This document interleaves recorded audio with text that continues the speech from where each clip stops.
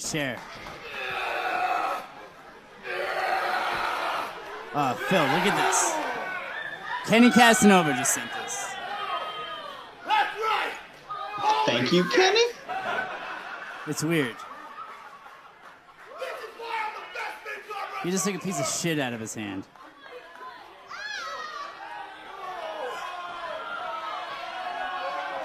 Who's that, Leva Bates? I don't know. Do you know who that is? I can't.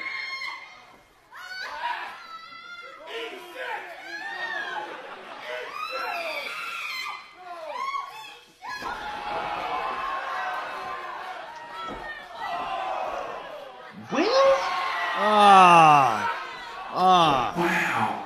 That's disgusting.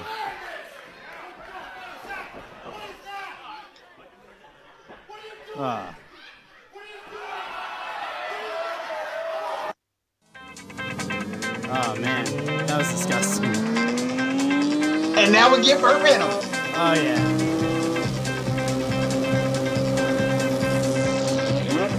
Dom Phillips, Dean Martin. Okay, this is interesting. Oh yeah. Sammy Davis Jr., baby. Slow it down. Let's see how. Oh, this is a classic Philly. Wow, that's a couple of great-looking chicks. Woo! So much for boredom. Let's nail them.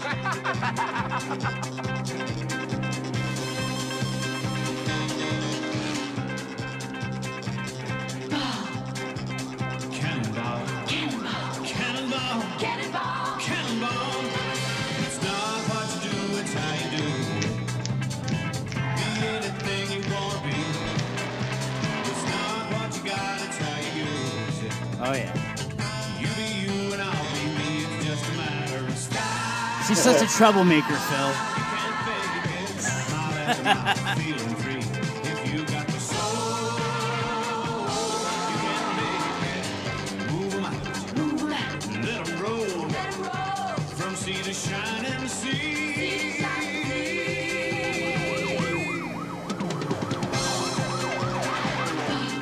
Oh, look at that, Phil. I made a graphic.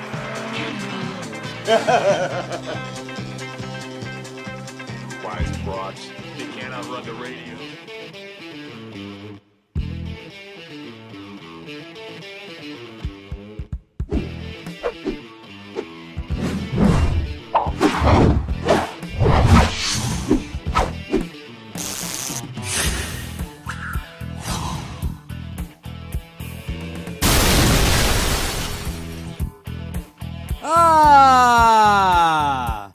What's up, guys? Tim Zabriskie here, back at it again with the brand new vid. We're coming at you live on the road. Hold on, little voice modulation. On the On the road. to WrestleMania. As always, joining me for this special occasion, the man, the myth, the legend, the one, the only, the hardest working guy on the indie professional wrestling scene, ladies and gentlemen, Mr. Phil Stamper. They love you here on the internet, Phil. In fact, they love you so much, they're not going to turn your microphone on, Phil, so they can clap a little longer. Phil, what's going on? Excellent, because I'm glad you actually didn't hear what I said. So, hey, everybody. I'm having that day. He's having that day, guys. But we're gonna make it better for Phil by talking about the road to WrestleMania.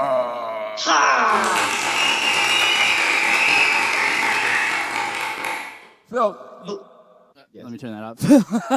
Phil, you're doing a little traveling this weekend. You're going out to some shows? I am. I have 2 events this weekend. Where are you going? I have 3XW in Des Moines, Iowa on Friday, and then Revolver on Saturday in Des Moines. That's awesome. A little Iowa action. My first time at 3XW should be exciting. That.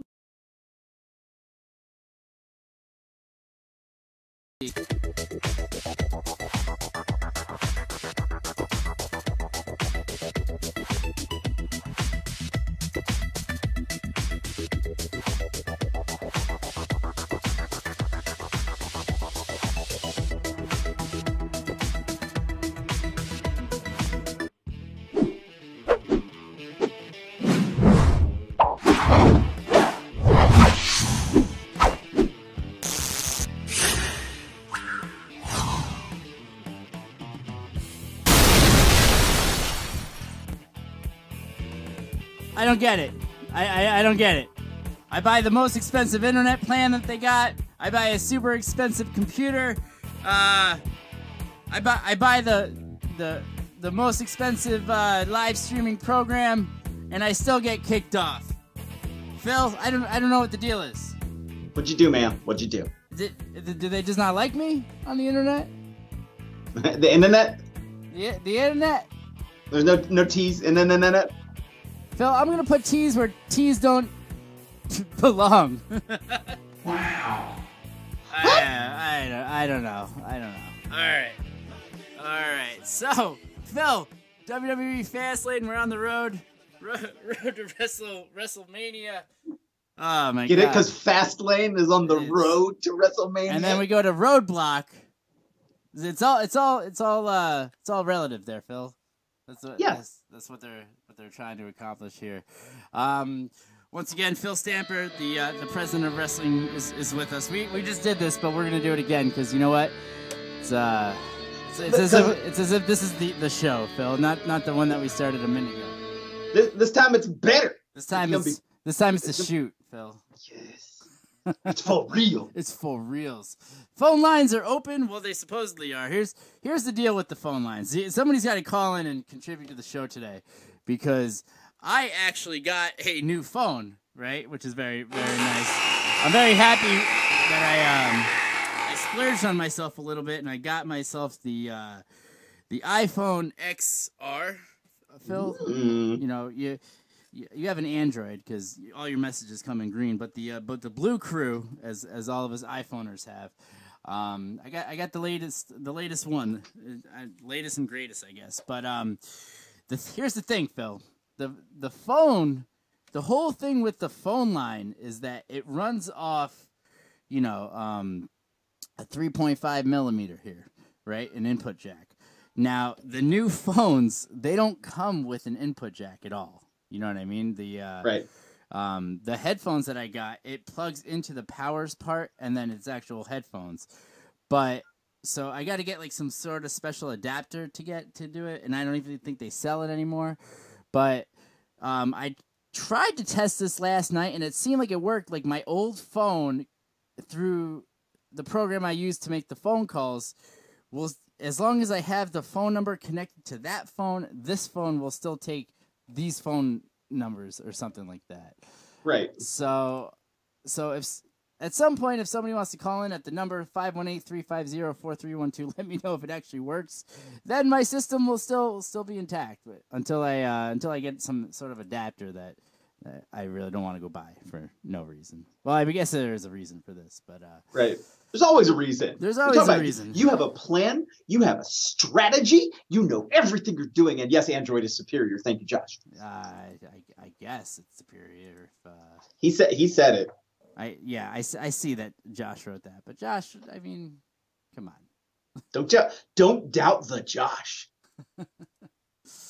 All right, so Phil, WWE Fastlane. All right, let's talk about the last pay-per-view. Which who won that pay-per-view? Was that you or was that me? I don't know. Oh, you don't know? I didn't even get a chance to. All right, fine. You won by I think by 2 points, 2.5 points. 2.5 points, Phil. So I will update the graphic later. I forgot to do it here, but anyway. So and I'm not shirking. I'm sharing the show. No, because everyone thinks I'm like, I don't know, playing on my phone. Exactly. Yeah, he's just messing around. If you want to share the video, that would be fantastic too. Help us grow. We've been we've been doing a little bit of growth lately. It's been very fantastic. So to any of our new fans of the show, anyone that's recently liked, welcome. This is what we do once a month for all the pay-per-view extravaganzas. I also do some streaming of video games and things like that. So yeah, we have a pretty good time. If you want to share the video, it'll give you a little graphic up on the screen. You probably saw when Phil did it before. It gave a nice little graphic. So feel free to jump in and do so. So Phil, Tim, how many matches do we have on this card? Do we know? I do. We have 1, 2, 3, 4, 5, 6, 7, 8 matches. That's 7 matches plus the kickoff. 7 matches plus the kickoff. What do we think is going to be on that kickoff? Oh, they've already announced it, and I don't know what your reaction is going to be. Becky Lynch, Ronda. Right, that might be. Could you imagine the fucking backlash? Holy shit! That's a different pay-per-view. Oh yes, you're right. That one's after WrestleMania, right? But before the greatest Royal Rumble. No, I think the world's greatest SummerSlam is after the something I don't know. Well, it's always SummerSlam in the sand, right? The best super show ever. So the kickoff match has been announced. It'll be Rey Mysterio versus Andrade. Rey Mysterio on the kickoff show, former world heavyweight champion versus a future former heavyweight champion in the company. Until he's fired because WWE doesn't know what to do with him. But yeah. Who's going to get fired? Ray or Andrade? Andrade. I'm not saying for any reason. I'm just saying, at this point, what is the WWE doing? They're going to keep him around for a while. Yeah, I hope. So I know that they've been having some really good and competitive matches, but is there drama? Do we have any drama for the storyline, or is it just there's always the drama? Or is this just like a Mexicool sort of thing? They've just had this ongoing rivalry for weeks. So they finally announced that there was going to be a match for the pre-show, and guess what it's going to be? It's going to be the two of them. They just announced it yesterday. That the two of them are going to face off. Okay. So, with that being said, who do you have going into this? Because has it been a pretty even sort of back and forth between the two? Sort of. I'm going to say it has. I mean, they've each had a little bit of their comeuppance. Of course, more Andrade because he's the bad guy. So I'm going to say with the fact that this is a kickoff, that maybe this is a test, so I'm going to say Andrade. You're going to go with Andrade? I'm going to go with Andrade. Well, I'm going to go opposite of you on this. I'm going to go Rey Mysterio because I think that starting the show on a positive note with a nice, huge babyface reaction is definitely going to be the best way to go. Getting into this card where there's some sort of shit that I feel is going to happen on this card that people are not going to like. So starting them off happy is the best way to go, am I right?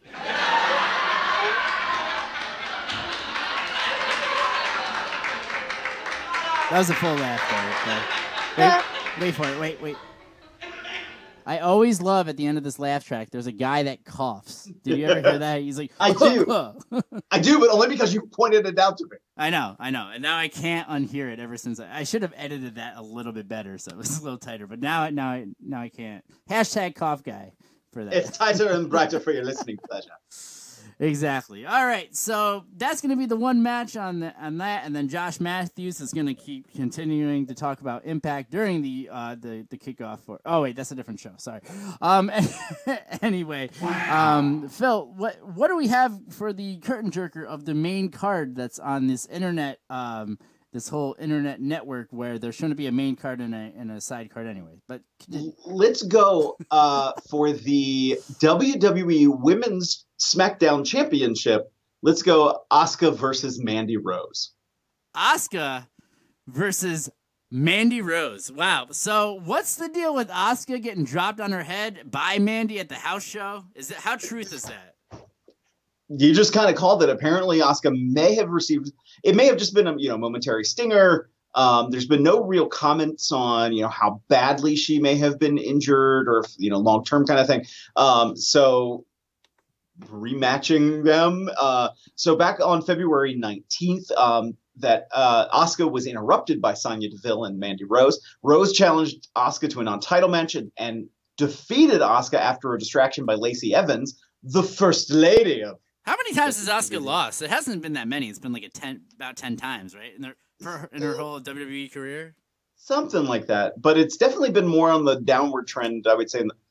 Really, once she kind of got up to that platform, then it was like, oh, you have the title, we're going to make you lose. Right.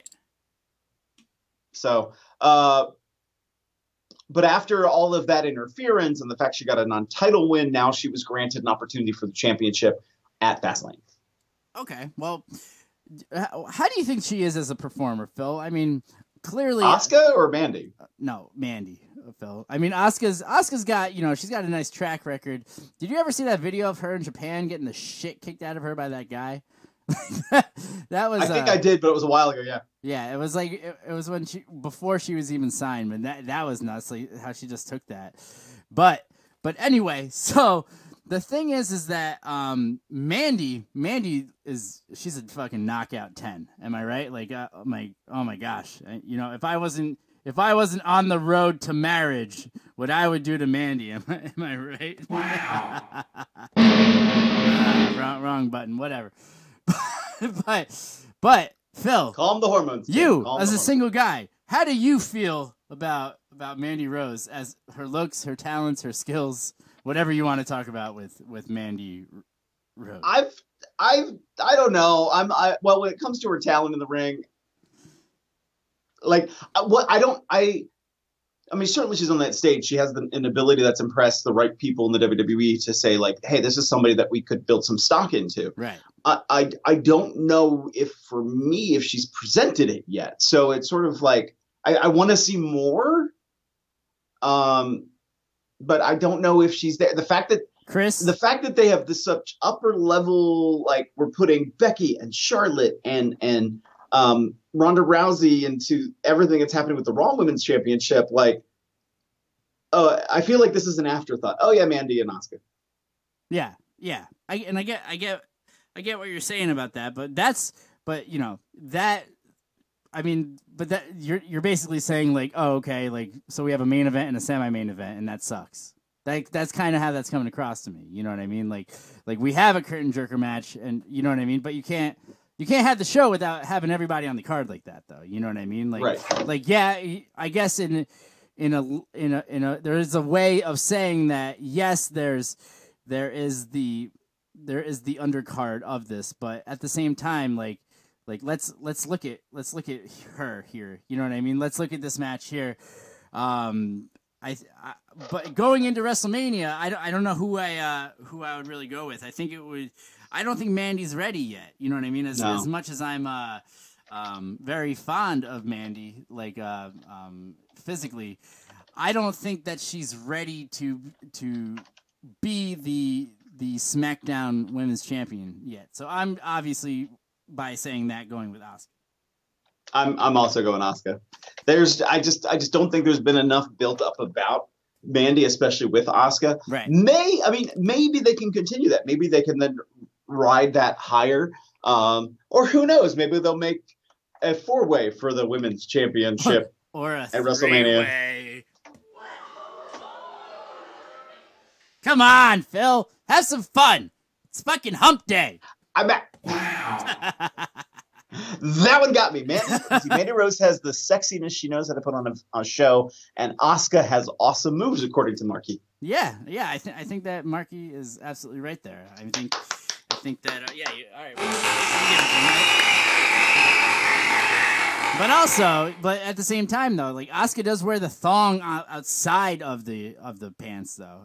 I'm not wrong here, Phil. This isn't. You're not wrong. You are not wrong. Absolutely. I don't know what she's trying to say like that. I feel like her shorts might have like some she takes the wrong bump and she gets a CM Punk moment where she shits her pants. That's not going to be good because the underwear should be on the inside, but it's on the outside. Do you get what I'm saying? It's not catching anymore. There's layers here. So does Superman. Thank you, Josh. Yeah, but I don't know. Does Superman even shit his pants? Superman doesn't have a thong on. Like they're trunks. He's got ready tighties on there. Oh man, we're going everywhere on this one, Phil. All right, so once again, everybody, the phone lines are open 518-350-4312. If you could do Phil and I both a solid and share the podcast. That way your friends and family can see what the hell you're getting into right now. That'd be pretty fantastic. So Phil, what do we got going on for the next match? Our next match. Let's go ahead and go with. Wait, hold on. Did your head get cold right there? my head grew a hat because I didn't shave and I don't like how I look bald. Yeah. Oh, okay. Well, oh, you don't like how you look bald? Is that what you said, Phil? I don't know. I mean, the whole thing, Phil, is that this isn't like a new thing. There is very little hair that grows in this section of my person. At the same time, like because I didn't shave on the sides, it looks like I have old man monk hair forming. So I just kind of want to, celebrate New Orleans. Okay. Yes. It's Mardi Gras. It's Mardi Gras. All right. Or was yesterday. Cheers to Mardi Gras. Well, you kind of look like a little bit of Forrest Gump. The whole ensemble right now. Yes. No, Phil, go sideways. Like Will Smith. Sideways? Yes. This sideways or this sideways? I think that sideways is the way to go. This sideways? Yeah. Okay. You're basically Timmy from fucking 2004. Phil, can you help me get a gig? Phil, can you help me get a job, please? And if you guys don't know that you're talking about me, Phil, I really want to start doing some bigger shows, Phil. Have you not seen every? I shouldn't say every. Hey, brother. Right. Hey, brother. You're at Revolver. All right. We're gonna have a little quick side note. All right. Because side note.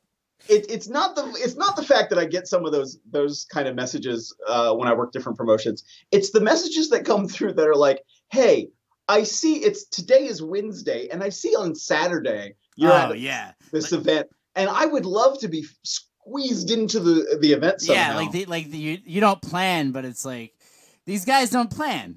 You know what I mean? They're like, I'm sure that they got all these fucking open spots. Like I'm sure that they got nothing going on. So let's just do it. Right. Let's just show up. Yeah, I'm sure it's fine. Oh yeah, they're gonna pay us $1,000 too. It'll be great. I don't like that's the thing about other indie wrestlers. All right. I don't. Some of them, I'm just like, what the fuck are you thinking? Like, what do you think is seriously gonna happen here? You're just gonna show up and this isn't like when I broke in. And yes, I do think that riding with friends and bringing your bags and stuff like that. But then there's that little bit of the guys that have this little bit of entitlement where they just think like, well, here I fucking am.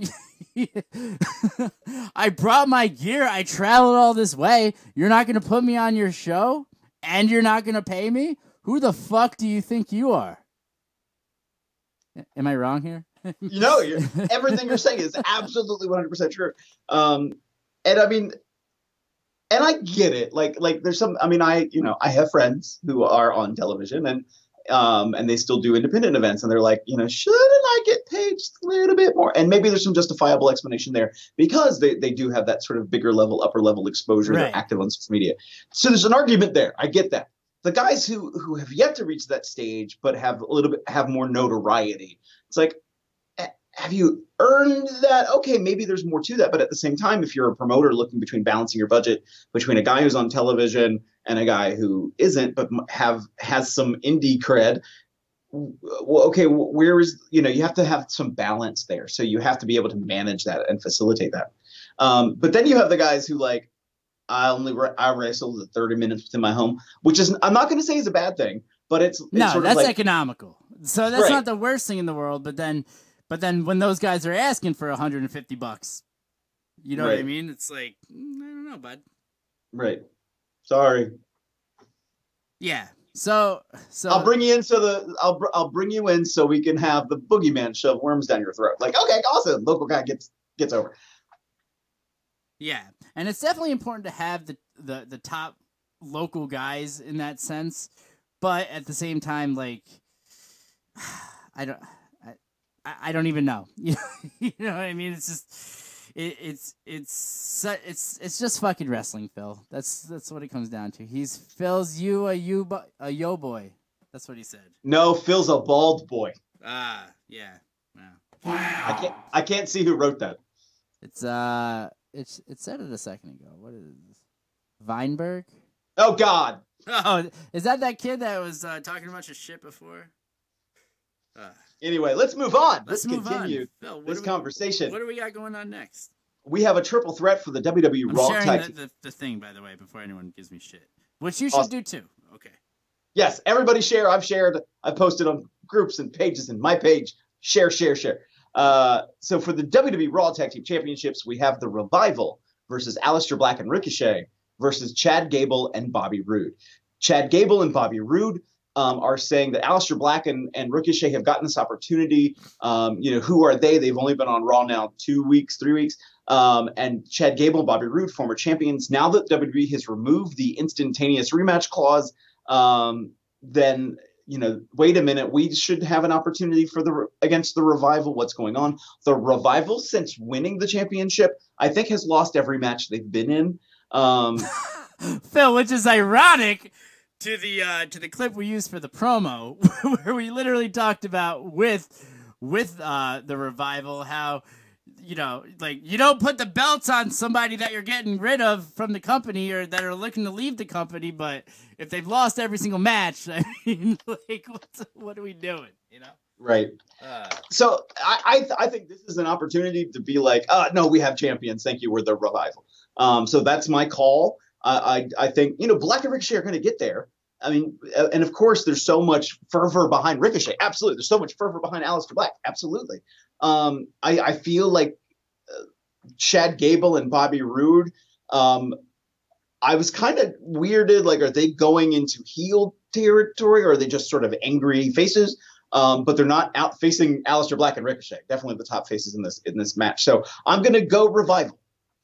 Yeah. So if you're going to go with the Revival here, and then they're going up against Aleister Black, I think it's too soon for them too, though, right? Because didn't they just came over?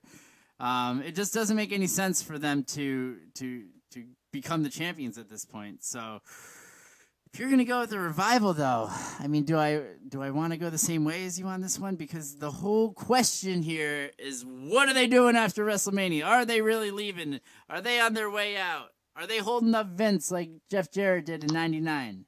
It's like it's like what's the deal here? Where's my money, Vince? I'll see you in about 30 years. Right. I want my money, Vince. I just don't think it's their time yet. You know what I mean? They're gonna get lost. Right. It's not for any bad reason. And they're such a weird tag team too. Like, we have like this dark fucking guy That's not a racist thing. I'm talking about Aleister Black here, okay? Aleister Black, his character is very dark with the whole like lift and everything like that. I didn't want you thinking I was talking about Ricochet when I said something like that. That's where I was, you know what I mean? So, but then you got Ricochet, who is a complete single star on Aleister Black is dark in his soul. Yes, he's an emotional guy. He listens to Dashboard. He likes Coldplay. It's not his fault. He thinks that Scott Stapp is a way of life. You know, it's more that that's just like I just don't. I see them as single guys. I think that Vince is trying to rectify the situation, right. The backstage situation of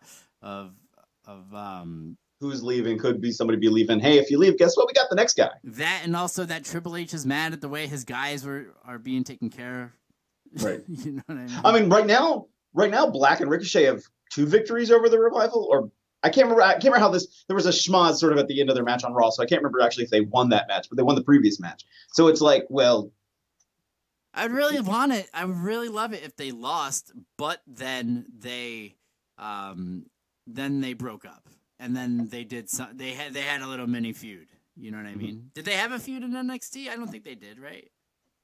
I don't believe so. They just kind of threw them together. You know what I mean? And a lot of times, like when you look at like Sheamus and Cesaro, that really helps 2 people that, come together and become like a really great tag team. But is it going to happen with these guys? I'm going to go with no. All right. So on February 18th, Aleister Black and Ricochet made their main rosters debut and defeated the Revival in a non-title match. They had a rematch this past Monday. Not this past Monday, on February 25th. However, hold on, I'm horribly misreading this. My brain is not working. They defeated the Revival on February 25th, and on March 4th, Black and Ricochet were granted a Raw Tag Team Championship match against the Revival, but it ended in disqualification when Rude and Gable attacked. Again, after they were shouting, they didn't get their opportunity for a rematch, even though the rematch clause is now gone from the WWE. Wait, I thought the Revival were heels, though. Aren't they? They heels? are. And then we have like Rude and Gable being like extra heels. Sort of. They're like the angry, like, where is, this should be us. What's going on? And hey, you kids from NXT, you just got here. You shouldn't be in this. There are other people, including us, who deserve this opportunity. That's sort of the. And I'm angry about it. Do you think that we'll get like a triple threat tag team tables match leading into Roadblock? Is that it? You know what I mean? It's weird because it's sort of like, well, what are you doing with Aleister Black and Ricochet? Again, like you said, kind of an interesting pairing. Ricochet, like, well, he's not a tag guy. Aleister Black, I've never, I thought his whole thing was not, I'm a loner, like. Yeah, I'm a loader, Dottie, a rebel. Right. So, in a way, and so comment down below what the reference was I just gave, by the way. But continue, please. So there's another reference that I remember Rip Rogers used to say that he would get really mad at how, or maybe Danny Davis, about how he would get mad that folks from OVW who were in developmental, who are on OVW television. That's the thing, though they were in WWE developmental, it was OVW's television, that they would be called up by Vince to like go do something on Raw, and they would show up and like, okay, we have this idea for a gimmick, totally different gimmick. You're going to cut off all your hair, you're going to bleach blonde it, and okay, we're going to use you tonight. And then they're sent back to OVW, and then like, so they show up at OVW and, okay, what happened to your head? You have an entirely different look. What happened? Yeah. Well, I went on the road and they told me to do this. So, I thought I was getting ready to go on, get called up. And then they're thrown back into OVW. Exactly. And now, right. And so that used to happen. So it's like, is either Vince reverting to that as sort of a way to be to Triple H, like, this is still my product. I do this way. And then double down on that as this is also a message to the rest of the locker room. Like, I'm not going to play. Like, we have enough other people that we can spread across our talent pools. If you want to leave, oh, okay. I'm not worried because we have the next guys. Right. But with that being said, I don't think the Revival's going anywhere. Revival's staying, and they're staying tag team champions. Okay. You're gonna go with the Revival. I'm gonna go with the Revival on that too. Marquise, if you want to try to call again, I'm actually holding that phone now. We'll see what happens here. All right. I don't know. I think I also had the thing on mute, so it wasn't also going too, so we could hear it. But try it again. Timmy. I know. So disappointed. Yeah. You say yay? I said yeah. All right. Sorry, Phil. What do we got going on next? Next we have, let's go, the Boston Hug Connection, Bayley and Sasha Banks versus Nia Jax and Tamina for the WWE Women's Tag Team Championship. Gosh, listen, I freaking love, I love Sasha Banks, right? I think that Sasha Banks is, she's got some sweet moves herself, right? And then she's also got, she's a good looking chick and stuff like that. But at the same time, like, oh, we got a call coming in, Phil. We got a caller. Hi, you're on the air. What's your name? Marquise. Marquise. I've been pronouncing it wrong the whole time. See? Yeah, I know. We're teaching you on the here today. Man, it's been, like I said, I went to Raw just passed. Oh, this last Raw that we just had? That just happened on Monday. I just came to Raw. Oh, nice. How was it? Did you have a good time? Yeah, it was pretty Marquise, interesting. turn off the audio that you're watching this from. If you're watching on your computer. I just turned it down. Okay, cool. Thank you. Sorry, I'm watching y'all on my phone, calling on my house phone. I love doing podcasts, man. Oh man, that's awesome. Thanks for the support. Awesome. You like the page and everything too? Oh yeah, I just did it earlier. Before I've seen it on Fields. I didn't even know they was doing it until I was looking at it on Fields, and I was scrolling through, and I was like, oh, let me check this out real quick. I go through everybody's podcast and just listen and watch. Oh man, thank you so much. And if you don't get a chance to finish the podcast here, you can also check us out on Spotify, on Apple Podcasts. The whole list is in the description of this video. So wherever you listen to your actual podcast, you can finish this up on the way to work too. So. Right. I got you. Like I said, I do a lot of like studying when it comes to like superstars and everything and how they react. Right. And like how they are in the ring and everything like that. I've been doing that for a long time, because what I do is I actually help run the security for an indie company here in Delaware. And I've been doing that since 2014. Nice, man. Are you gonna get in the ring? So I've been doing it for a while, and it's been like I'm trying to like explore and see the world, because eventually my goal is going to WWE, helping them out. Nice, man. So That'd be cool. So that's my goal. That being said, for the last match that we just talked about, who do you have going over? Oh man, with the Revival, Ricochet, Chad, and Bobby Roode, I'm honestly, this is my thing. I would love to see Alistair and Ricochet become champs, because like I said, they have similar but different fighting styles. Yeah. Now, the Revival, they're always on point. Chad and Roode, they're kind of like, I want to say they need to just split up and go back to singles. I agree. I was thinking that I didn't want to talk about it, but I feel like Bobby Roode definitely needs to go back to being a heel. It's the next thing. Because of the simple fact is that if you look at Bobby Roode, before he connected with Tag Team, when he was doing his singles competition, he was doing amazing. So for them to pull him off the singles and put him in the Tag Team is completely different style. Even though he's used to doing Tag Team, but if you actually go back and watch like all his old singles before James Storm, like when he was doing like the whole everything, and I mean everything, like if you really research it on Google and like watch all about the Roots back in the younger days, because they have them on there. I do a lot of investigation when it comes to wrestling. Gotcha. All right, Phil, what are you gonna say? So for me, it's, I don't disagree that Bobby had success as a singles guy. I don't think Chad's success was that great. And Bobby's kind of went down after he came to Raw. That's not saying he's not a good talent, because, oh my gosh, he really is. So I actually have some faith in this tag team. However, it's just that there are so many people in the WWE and so they're almost overwhelmed with their own talent roster right now.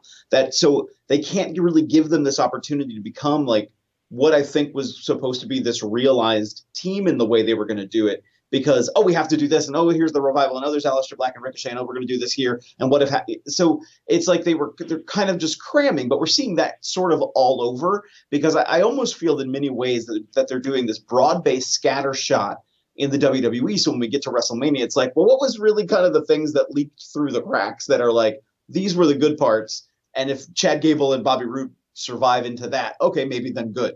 But I feel bad that they're not achieving what I would love to see them achieve. Exactly. All right, Marquise, thanks for calling in. I agree. You're welcome, guys. I'm going to continue watching. Put on a good show. Awesome. Awesome. Make sure you Thank share, you. bud. Thanks. He's going to become head of security for WWE. I was trying to think just now. What was the security guard's name for WCW? They always talked about him, the one that would always get his ass kicked every once in a while. And the old man. Do you know who I'm talking about? No. Oh, no, but that's sweet. The head of security for Jericho? Is that who you're talking about? Right. No, I was thinking about there was the one guy that there was an older guy. He always had like a blue button-down shirt, and they'd say, head of security, blah, blah, blah, blah, blah.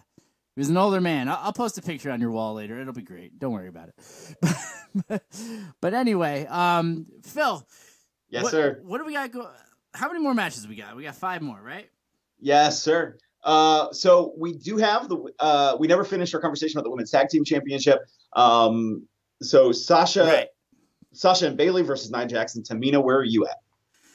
Sasha Banks and I'm gonna keep it on Bayley and Sasha because I think it was Ty Dillinger, wasn't it? Someone just commented down below, but I'm gonna go with Bayley and Sasha for this match, so that it's too soon. It's the belt came out a month ago. You know what I mean? Right. We're gonna Doug Dillinger. That's who it was. Thank you, Josh. Doug Dillinger. Do you remember him? Yes. He didn't do shit. Well, that guy did literally nothing. Like, I went back and forth on this until you actually just said Boston Hug, because I'm going to go with Jackson Tamina. Really, Phil? The reason for that is because of what you just said, because it's a new championship. So they've had a month to build it, didn't really do much with it to build it. They kind of are steaming off of what happened at Elimination Chamber, where Tamina and Jax ran wild and ran dominant over the match. So I look at like what they did with the WWE Cruiserweight Championship. Quick changes of the of that title consistently. And because we're getting ready to go into a pay-per-view, well, let's build up some more rivalry for this championship. So I think they're going to throw it on Jackson Tamina to now have Boston Hug chase it. You know what that makes me think of is I was listening to Conrad and Bruce, right, on the Something to Wrestle With podcast, and they were talking about the hardcore title. And they were talking about, during the 24/7 rule and how on Monday night, the championship would switch 7 times at least within a 2-hour broadcast. Sometimes even within a 15-minute period within that 2-hour broadcast. Right. And I just don't for this, like, they're really trying to keep this a credible thing. Like, that was all like hoo-hoo and ha-ha and funny and whatnot. But this here is they're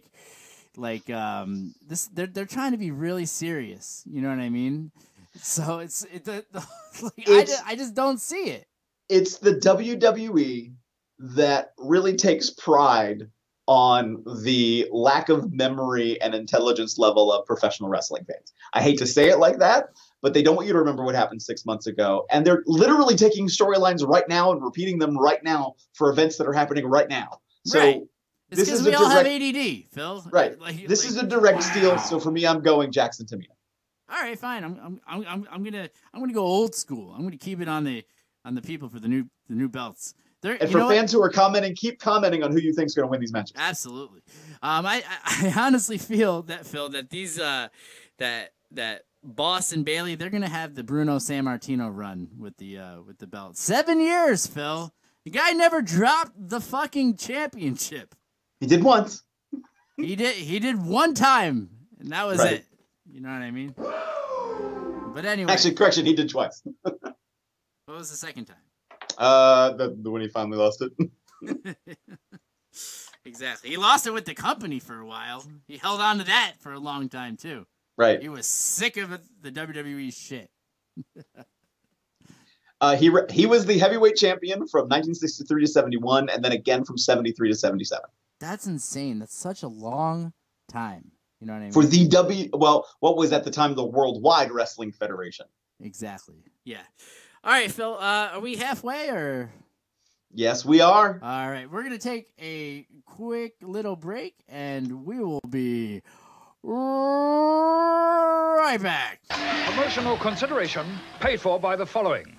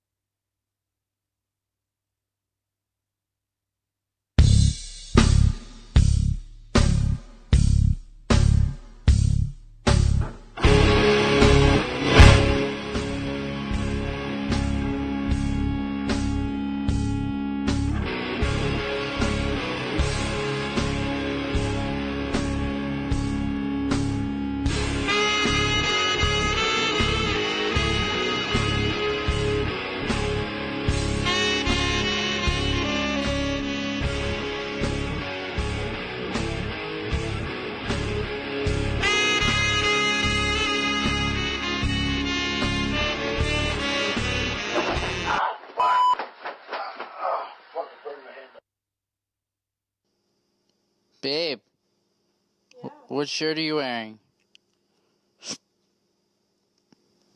My Tim Zabriskie Show shirt.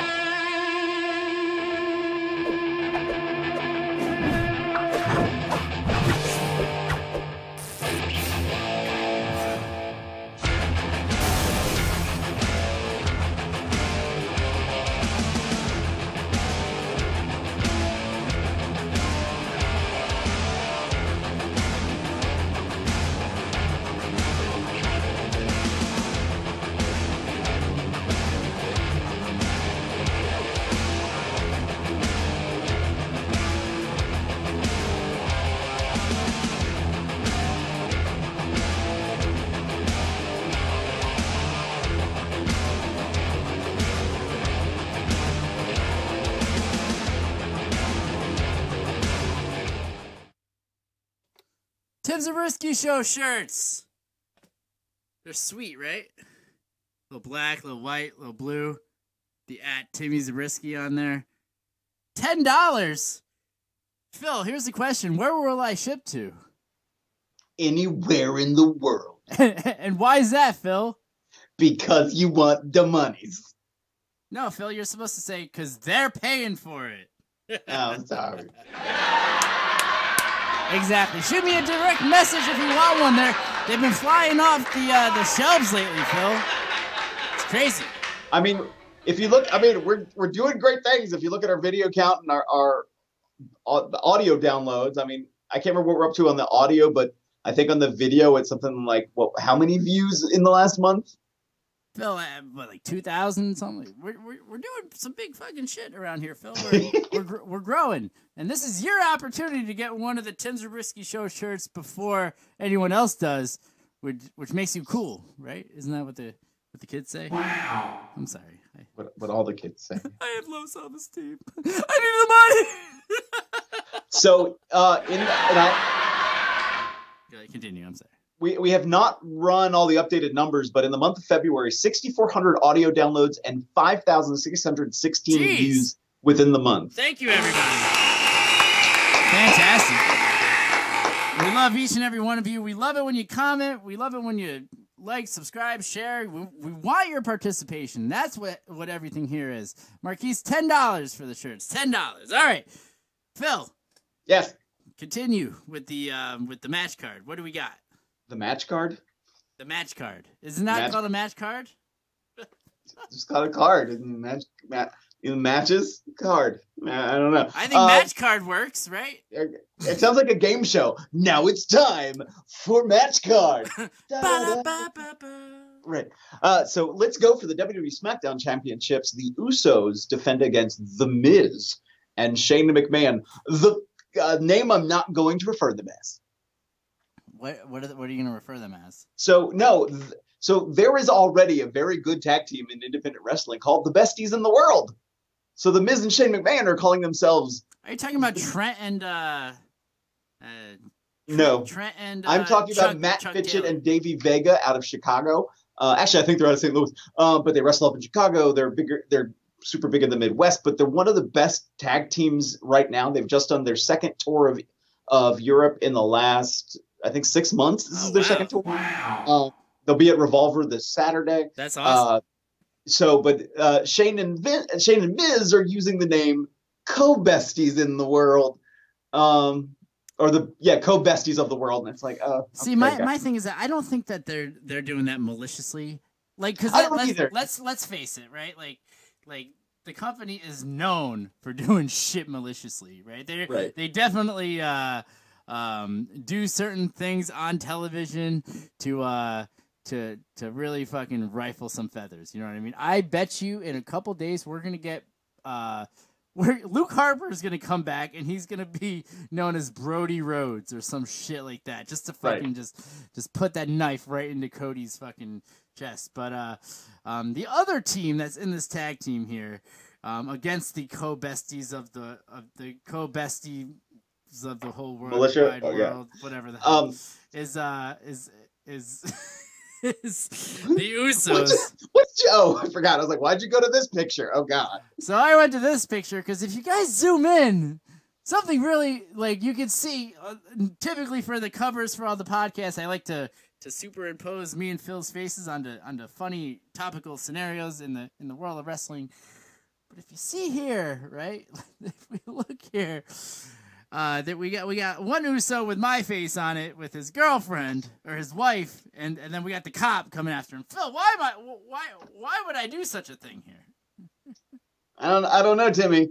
I don't know. Why would you do such a thing? Phil, here's my question. Phil, every time I cut away, you have more articles of clothing on. What is this? I couldn't resist. I wasn't sure if I was going for these are my cop glasses or these are my I need to hide myself away from society glasses. Oh my gosh. So there might have been a little spot of trouble for Naomi and her husband. So my biggest thing was that I thought that he was drunk and he was driving, and then he got out to fucking square up. But no, I just wonder how what that conversation was and why he got so heated. You know what I mean? I wonder if he was pulling like a, is it because I'm Samoan thing? You know, is it because she's black? Like what the whole deal was there? You know what I mean? Well, and that was one of the things that, you know, there was a lot of sort of statements that were put out there, like, you know, what happened. So initially TMZ Sports had put out that Naomi was pulled over after driving the wrong way in a one-way street. Police reported the smell of alcohol, that while Naomi was speaking with the cops, that Jimmy Uso got out of the car. And threw his sweater down, right? Right. Threw off his, removed his shirt and jacket, apparently became upset. A policeman did pull out a taser but did not use it. Yeah, he backed down right away because he had a moment of clarity. Right. He was taken to jail. He posted a bond. I thought Naomi put out a bigger statement. She just put out a statement just saying that they were safe and okay and love you. I thought there was a bigger sort of commentary that she had put out there about it. Right. And I'm trying to find if there's been anything else since. But basically it was, she was going the wrong way down a one-way street. I think I swore I had seen a comment that was something like, I was coming out of a parking lot. I'm not from Chicago. Didn't know, I went the wrong way, tried to back up to turn around, and then got pulled over. Yeah. Well, and then what was the result of that on TV?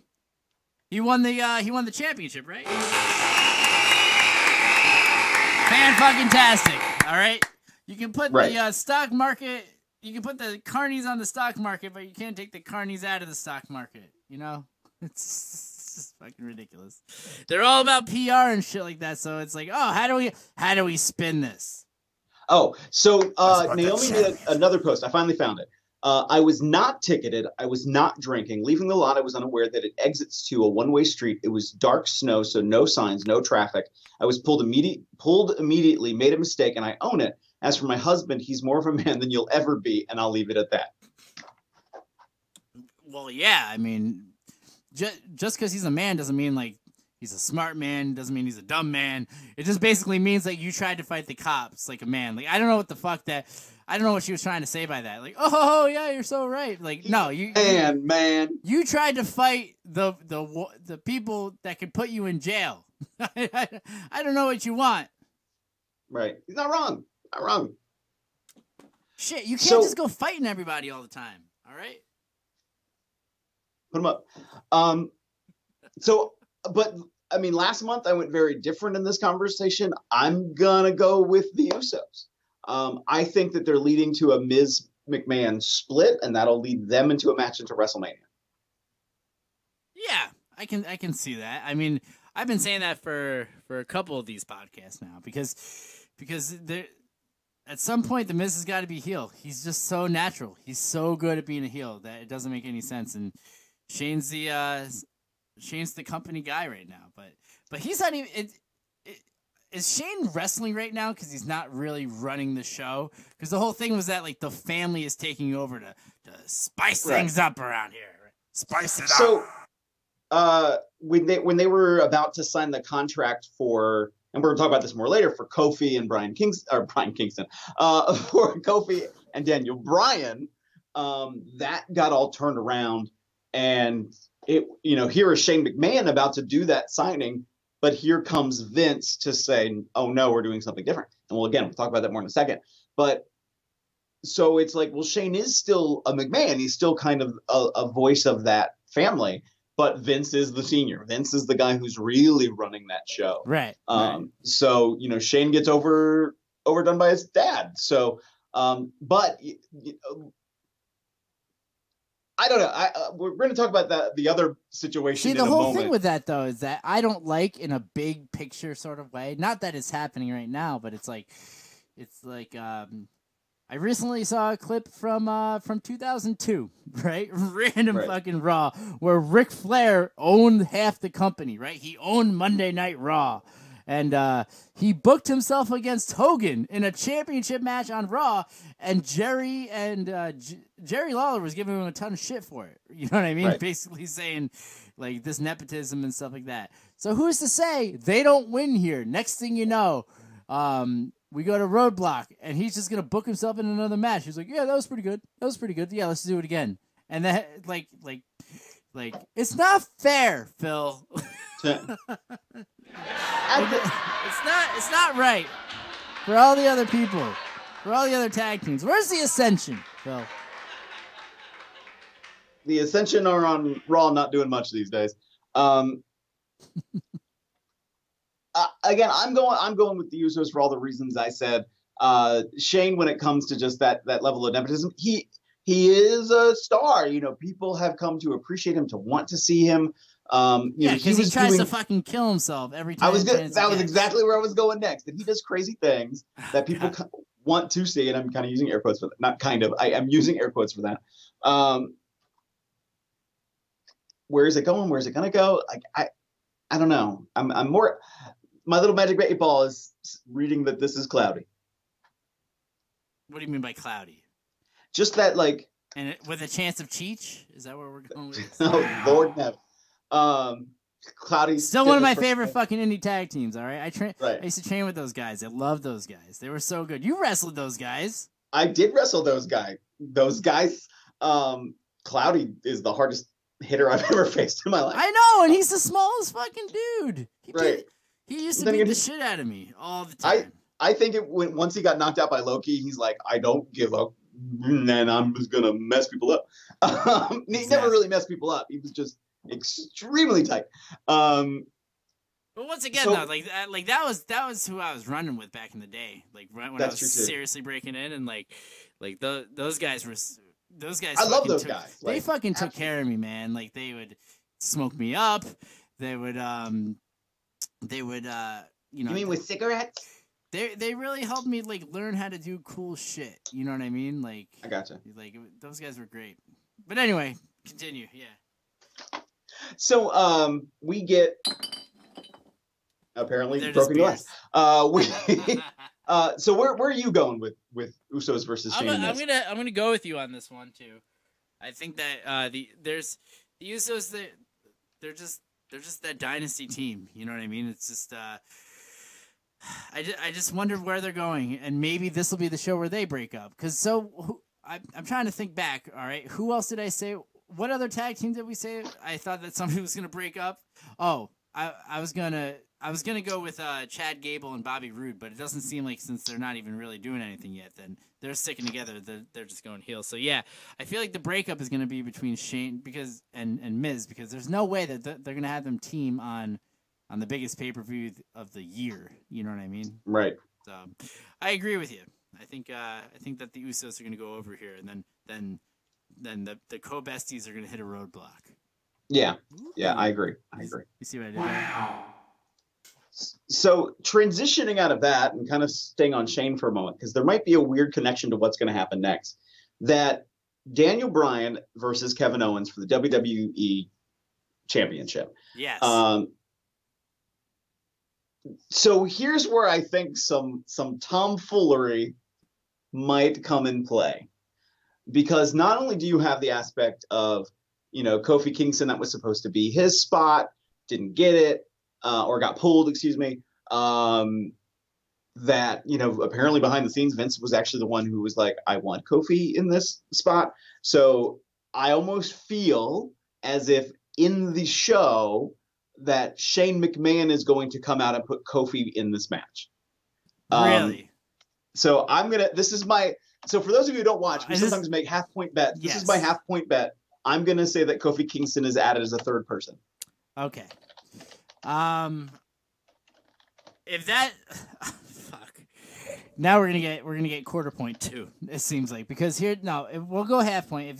If that happens, give me a bet if it's just Kofi versus Kevin first. If it's Kofi, or do you mean Daniel Bryan? Daniel Bryan versus Kevin, please. I'm sorry. It's gonna be Daniel Bryan. All right. Give me who you're gonna have if it becomes the three-way. It's gonna be Daniel Bryan. Okay. So no matter what, you're going for Daniel Bryan. Right. But the half point would be if the stipulation is added. Yes. Okay. So if the stipulation is gonna happen, I'm gonna say no. So that's gonna be an easy half point for me to win right there. Okay. You're gonna say no? Oh, that's lame. No, it's not gonna happen, because what's gonna happen is that Kofi is gonna take both these guys out. The New Day is gonna destroy both of these guys. Either Kofi or the New Day is just gonna destroy both of these guys, and that's what's gonna leave that there. Okay. So Kofi won't be added to the match, but Kofi / New Day. We are both on the same page that Kofi will be involved. Why don't we do it like that? All right. Will Kofi be involved? Yes. How is he going to be involved? Is he going to be added to the match? If he's added to the match, you get the half point. All right. If he isn't added but attacks both. Oh, you're gonna be an asshole. Why would? No, but here's the thing. Because like if he attacks one, why would he just attack one at this point? They both deserve to be attacked at this. You know what I mean? Because Kevin, he wants to make a statement. So Kevin is an easy target for it, and so is Daniel. So either way, it's because it's gonna set them. Everyone thinks that this three-way is gonna happen at WrestleMania, but is it though? You know what I mean? Because how do we book that then going into Roadblock? Would it be Kevin Owens versus Kofi, with Daniel Bryan getting just like a filler match somewhere? You know what I mean? And then we get the three-way. Is that how that pans out? Do we have a Roadblock before WrestleMania? We do. Don't we? Do we? Fans, if you're watching, what WWE pay-per-view is after Fastlane?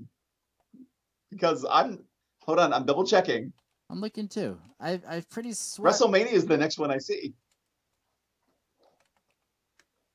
There hasn't been a Roadblock since 2016.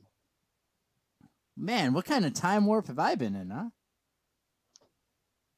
Oh, all right. Well, then never mind. Time up again. So, let's do the time. I always thought that was like the special that they would run, but all right. Well, then I guess I'm wrong. I apologize on that. So fuck Roadblock. All right.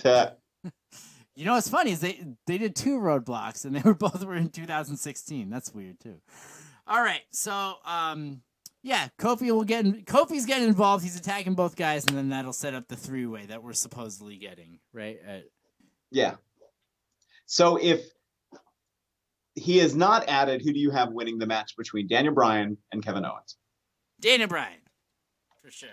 If Kofi is added, no. Well, okay. So are you saying you want to do a half-point bet for if he's added as well, and it turns into a 3-way? No. Okay. No. You're saying you're just half-point on the stipulation, okay? If he's added, no matter what, right, you get that half a point. But Right. if he attacks one person, all right, it comes down and attacks one person, I get the half point. But if he's not added in the match, though, all right? If it's a legal add to the match, then you get it, no matter what. during the match? Because what happens if it's after the match? Do you still get that half point? No, I don't, all right? Okay. Oh, wait, but you're saying that if the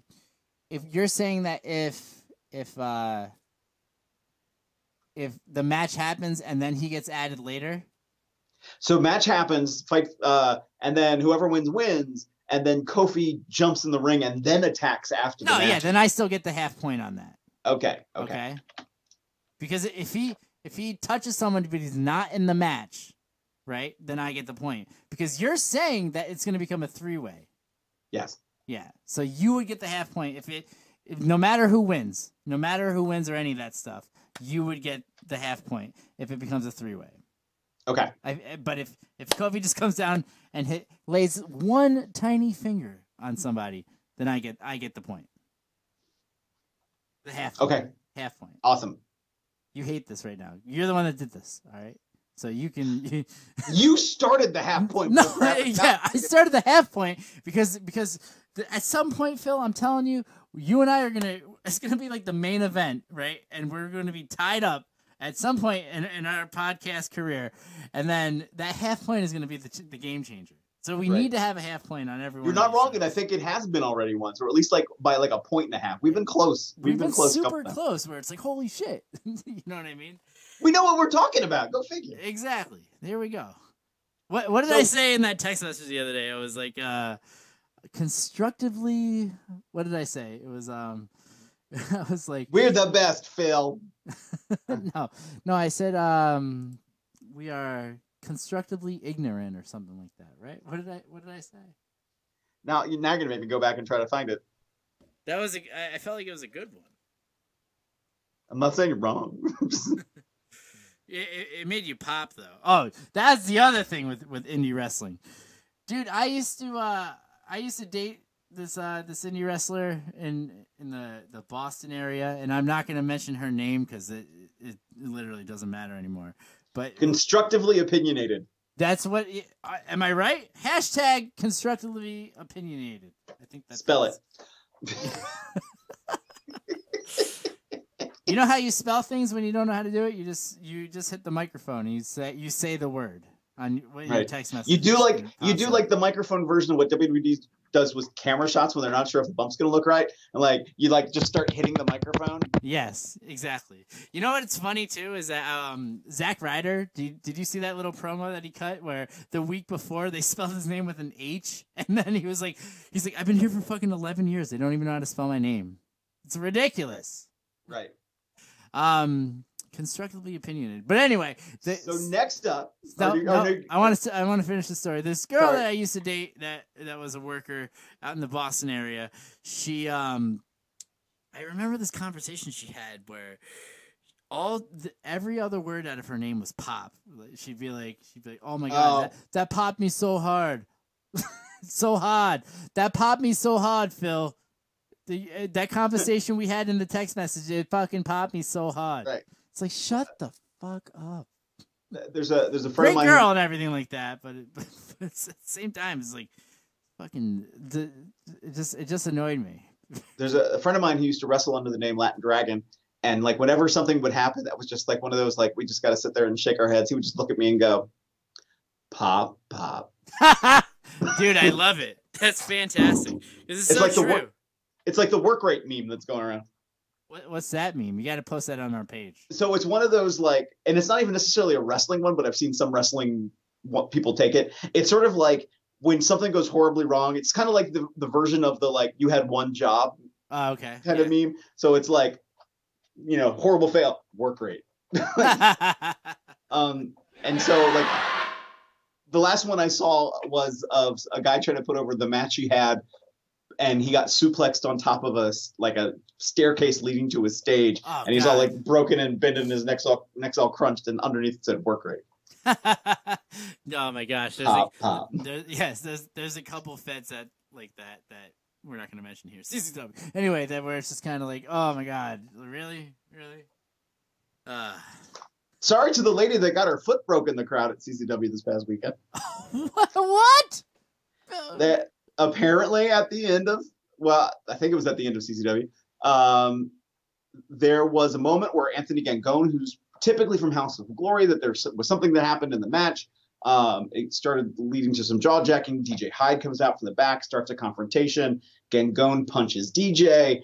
A melee ensues where members of House of Glory jump over the rails, attack DJ. The locker room unloads. Big brawl. Well, in the middle of the brawl, which is both outside of the security fencing, inside the fencing, but outside of the ring, inside of the ring, it's just a brawl. Fans get involved. Jesus. It just turned into this melee, and apparently, I saw a posting on Facebook that a lady was saying that she broke her foot because somebody stepped on her. Where was this? Where was the show? This was in New Jersey. Okay, so they didn't need to have an insurance binder on that show, then, right? They do. They do. Wow. Well, I don't know if they needed one, but they had one. So is a broken foot what's going to kill this company? Is that what this has sounded like then? Well, next up is Best of the Best, so we'll see. Next up is WrestlePro versus CCW, and then after that is Best of the Best. How do I know this? How do I retain wrestling knowledge when I don't do anything with that company anymore? Phil, you spent so much time there. It's also because you're the president of wrestling.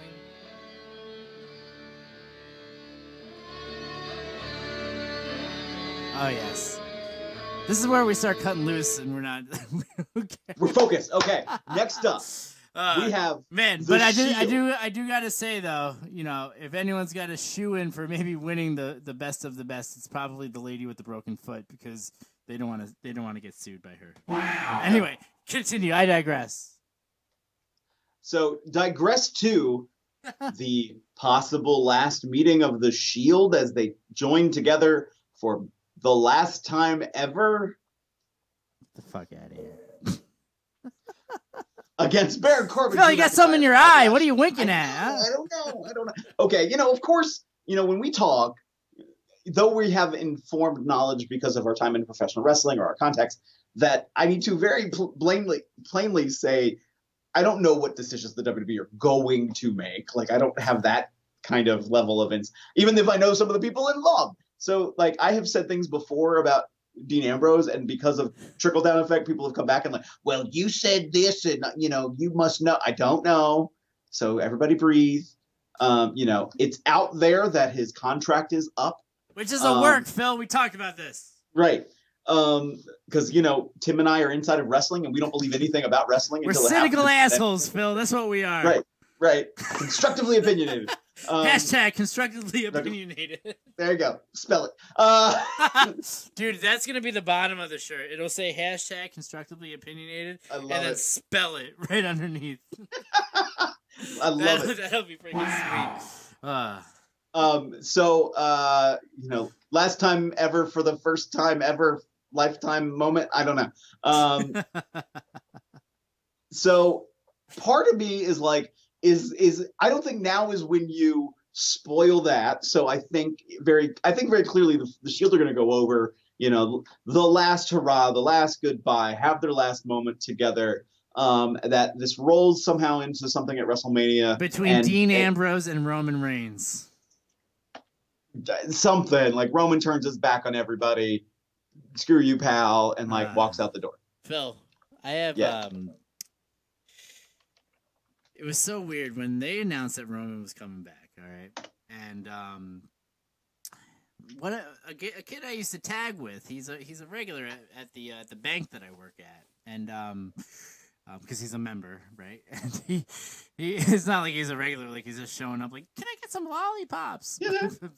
but it was he came in and he was telling me about how his son was in remission and things like that, and that like it's not one of the, like, that's why he left wrestling, was because of his son. But he was saying to me that basically, like, it's not something that's like a 5-month time off sort of deal, 5-6 month time off sort of, you know what I mean? Like, Yeah.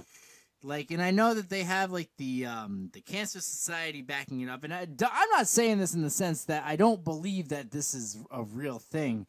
I just think that you know, Vince may have spun this. You know what I mean? And that's why I made that picture. That if you go to our page, if you go to my Instagram or the Facebook page at Timmy Zabriskie, is all you have to type in. It'll pop up. You'll see the picture that I photoshopped, because it's true. It's not like, it's like where I said that Vince was like we're not lying. You know what I mean? We're not lying about your leukemia, Roman, but we're on the road to WrestleMania. You know what I mean? With I don't know if you remember the guy Scumbag Steve and all those memes that came with it. That's who you saw the picture that I'm talking about, right? Yeah. That's what Vince. That's the person. His name is Scumbag Steve, and there's a bunch of memes with it. But like I just think that they just took that and they ran with it a little longer, and they had a credible source to back it up to where we have to. And this is just me being an asshole. So when you made the decision of, or the comment of, I don't know what kind of decisions they make, I kind of covered my mouth because I was like, oh my gosh, they're not lying, but they're just going a different way with it. And that's just my opinion, Phil. You know, this isn't your opinion. You know, you're presidential, you have your own opinions, but this is just how I feel about it. You don't want to comment. You don't want to say anything. All right. So anyway. I don't have anything to say to that. Like, you're okay. I get it. All right. So the three of them are going up against who? The Shield, Dean Ambrose, Roman Reigns, and Seth Rollins versus Baron Corbin, Drew McIntyre, and Bobby Lashley. Who might have Leo Rush? Was anybody else in the back that they were just like, yeah, do you want to get in this match too, or? I mean, they're all having these moments of rivalry with each other. Dean Ambrose, who was heel, is now face now, and well, they touched tips the other day, right? On Raw. Right. Yeah. Right. After the previous week where they didn't. But Roman and Seth made the save for Dean Ambrose, who was being beaten down by everybody, and then left him just sort of laying in a heap. Then walked up the ramp, looked back at him, but they just touched each other and Wonder Twins activate, and they left. And so now they're together. Now they're going into Fastlane as a unit, as the Shield. I'm picking, like I said, I'm picking the Shield. This isn't the time where you change direction on this. So I'm gonna say the Shield. Yeah, I mean, there's no. What comes out of the other team going over? You know what I mean? Except for saying, "Oh, we got to win over the fucking Shield," but they're not coming out in the same gear, Phil. You know what I mean? They're not looking like that big tag team. You know, that big menacing tag team that we need right now. So I'm gonna agree with you. The Shield is going over in this match, and then whatever happens after. You know what I mean? If you look at the track record with the Shield, right, where when Seth and Dean were tag team champions, right? They won the match, their last match, and then we got the Cactus Jack DDT. You know what I mean? Yeah. The same thing with the match where the Shield broke up for the first time, right? Everything was fine. They won the match, and then something happened. So they have that little bit of history to where it makes sense for them to break up after the fact. You know what I mean? Right. You're absolutely right. You're absolutely right. Oh, well, thanks. Tell me more. Anyway, how many more matches do we got on this card? So right, Timothy. Everything you do is perfect. Wow. All right, what do we got next? Next up, we have. Wait a minute. So who did you pick? You're picking the Shield as well. I'm going to the Shield. Yeah. There's no. Listen, Bobby's awesome, but I don't know. Liar. So, next up, get that button ready. The drum roll. Well, okay, yeah, drum roll. Do drum roll. Is it the main event? Yeah, main event. Drum roll, then followed by the whoop. It's now time for the main event.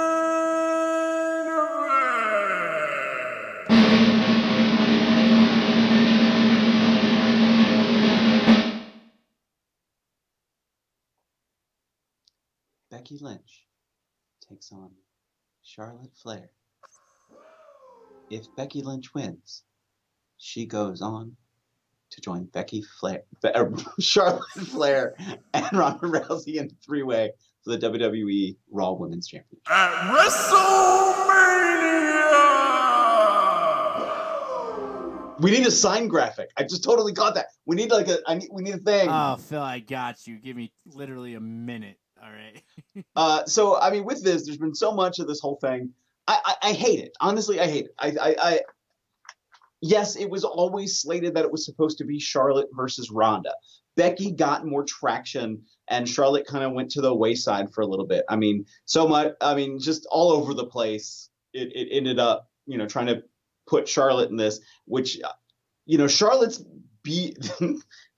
being the bad gal, and so she is. Yeah, there you go. There you go. Right here. Point the sign. I got to point the sign. There you go. Point. Don't touch the sign, Phil. Not touching. You got to point. You don't touch. Point. It's over there. So it was always slated that it was going to be Charlotte Flair and Ronda Rousey. Everybody, it was talked about from before the moment Ronda Rousey got signed by the WWE.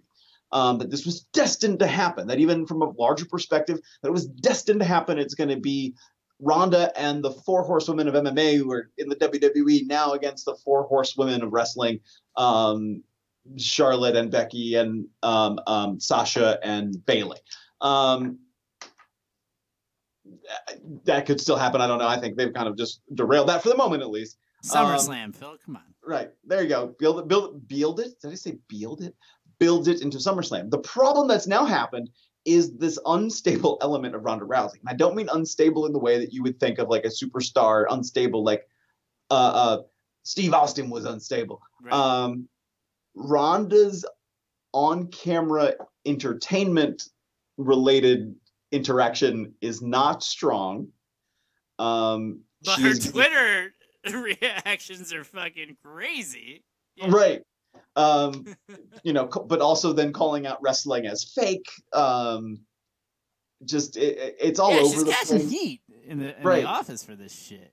Her promos are rushed. She's doing worse mic work, and somebody needs to tell her one of the reasons you're not coming off as a badass is because instead of coming off as the badass that legitimately you are. You were a former UFC women's champion.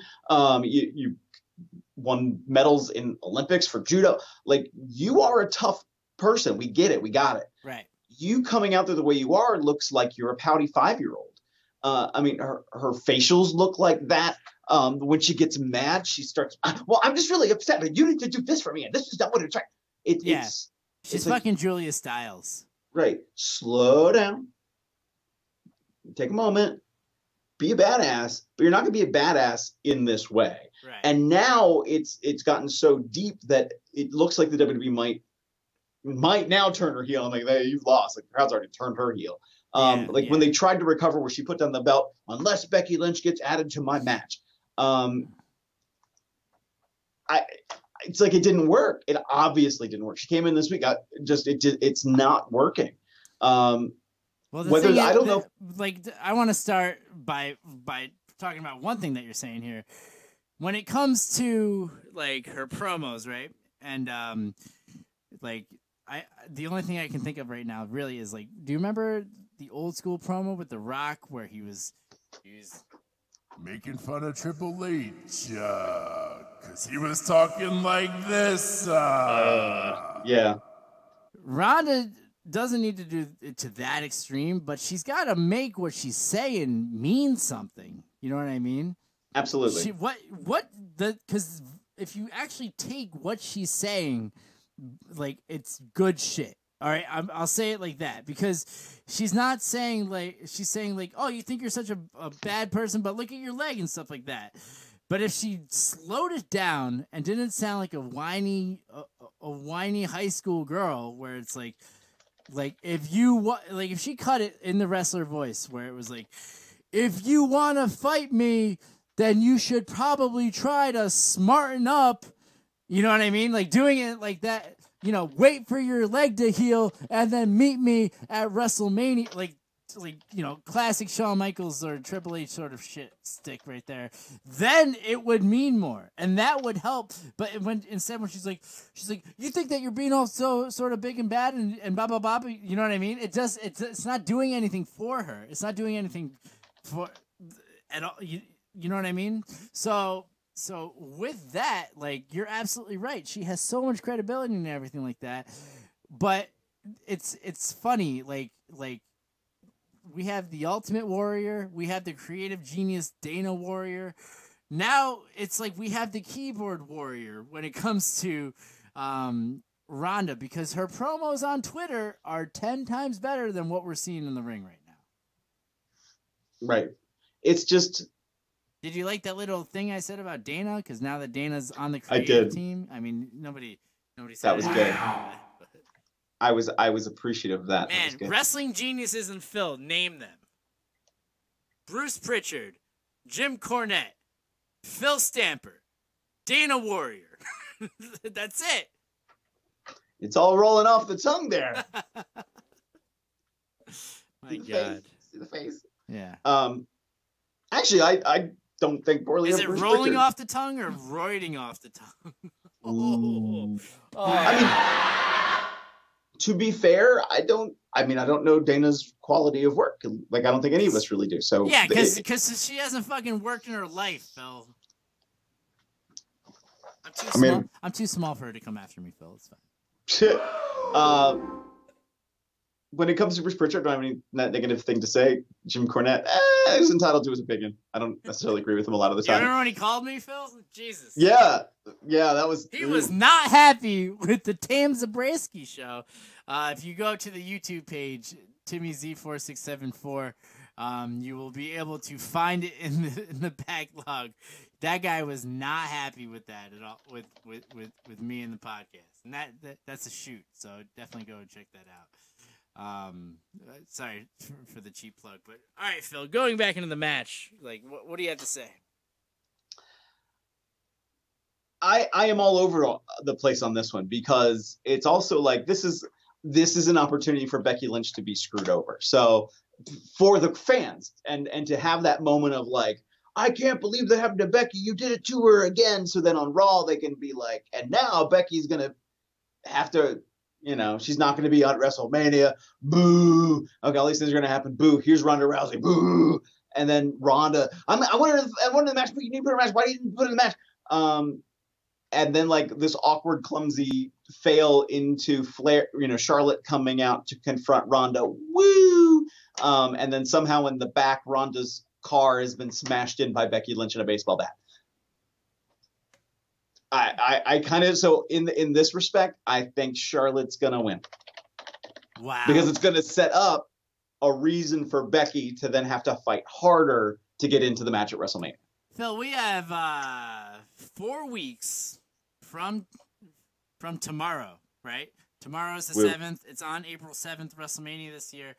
We have 4 weeks until the big day, okay? Yes. So, with that being said, this is the time for promotional papers to come out, all their big fucking push for any sort of media, press, everything like that. So for me, I'm going with Becky, because if they're going to put her in this match, and we all know that they already are gonna, right? She's the hottest thing in the company going today, male or female. So it makes complete sense to me that they're going to put her in on Sunday. That way she can start doing fucking ESPN. She can start doing the Tonight Show as well. I think Flair's more of Tonight Show. She can do Colbert, right? Because Colbert is kind of like the B plus. Yeah. But you get what I'm saying? It's like they need that real fucking promotional stuff. And these three women are the hottest thing going, and they're gonna really do the push. So I'm going with Becky just in that sense. They have 4 weeks to really sell this card and get more people to subscribe to the network for it. It's the only way to go on that. So I'm definitely going to go with Becky on that. Not to mention, that she's my fave. So. I mean, I know there's absolutely. I mean, I knew I should have written it just down before you even said anything. I mean, that's where you were going to go. You're absolutely right, but at the same time, I feel like my reasoning is completely different than just biasism. Biasism. Is there an ism at the end of that? Then being biased. Fine, Phil. All right. The hashtag green bottle party too. But anyway, so Phil, that's it, right? For the old card here, right? That is it. Unless there's anything else that you think might make its way into this pay-per-view. Ooh, like what, Phil? What are you thinking? What do you got? I mean, I've already said my pieces. I think Becky's going to somehow be involved in that match. I think Kofi's going to be involved in that match because guess what? They don't know how to run two different storylines at the same time. It just is what it is. It just is what it is. Do you have any brief predictions? This is how I want to end this today. Do you have any brief predictions from NXT UK, anything like that, making its way onto the WrestleMania card this year? Well, I think what's surprising is, they brought up Gargano and Ciampa and Ricochet and Aleister Black, all from NXT. And, there's been a lot of praise for Oney Lorcan, for, of course, Adam Cole and Kyle Matthews, for... and Tommaso Ciampa has now been injured, so... Are we going to be getting a tournament going for the championship going into WrestleMania? I said Kyle Matthews. I meant Kyle O'Reilly. Sorry. Were you thinking of Big Kev over there? Right. But then Velveteen Dream won the NXT, was it North American Championship? So, and a lot of people thought Velveteen Dream was the next guy to come up. But I think it's also, he's Triple H's guy. So it's also like, did Vince make some of these decisions to remove them from Triple H? For some reason, like, is there some weird animosity that we're not seeing in all of this? At the same time, they're standing up all these NXT groups. NXT India just had a tryout. There's NXT UK right now. There's going to be, I think they're talking about it like an NXT, either China or Japan. So it's like, what? Yeah, they're going to be instead of the NWA, it's NXT. Is basically right. how that's going to go. With that whole thing, Phil, I easily can see where everybody can feel that there's some animosity between Vince and Triple H. I think it would be more of miscommunication because part of the whole deal is that Vince can do whatever the fuck he wants, right? But B, maybe he should have communicated that, hey, I'm going to take these guys, because it also goes with the whole he wants to spice things up element of it too. You know what I mean? So right. So he probably took them. He didn't even he failed to communicate, but he's why do you need to? You're a freaking billionaire. He's freaking god of this whole thing. You know what I mean? Right. So that's probably where the dissension is from. But I don't think it's like there's backstage drama or anything like that. I'm gonna debunk the rumor and innuendo.